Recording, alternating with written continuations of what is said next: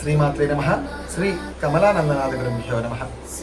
ఈ రోజుల్లో చాలా మంది తల్లిదండ్రులు దగ్గరికి వచ్చి అంటూ ఉంటారు, అయ్యో మా పిల్లలు మా మాటలు వినట్లేదండి అని చెప్పేసి.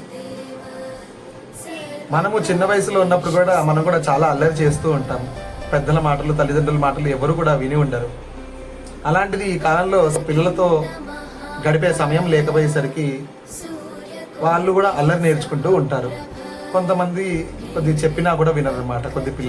కొంతమంది పిల్లలు వింటూ ఉంటారు.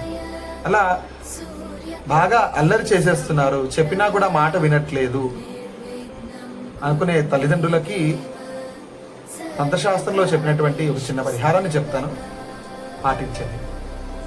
బూరి కొబ్బరికాయ ఉంటుంది కదా, ఆ బూరి కొబ్బరికాయ, పీచు తీయని కొబ్బరికాయ, దాన్ని బూరి కొబ్బరికాయ అంటారు. ఆ బూరి కొబ్బరికాయని ఏదైనా ఆదివారం నాడు అష్టాక్షరీ మంత్రం అనగా ఓం నమో నారాయణాయ అని చెప్పుకుంటూ మీ పిల్లల చుట్టూ 5 సార్లు ముందు భాగం, వెనకల భాగం, పైనుంచి కింది దాకా దృష్టి తీసి ఎవరు తొక్కని చోట కానీ లేదా కూడలి దగ్గర కానీ పారివేసి వెనక్కి తిరిగి చూడకుండా వచ్చేసేయండి.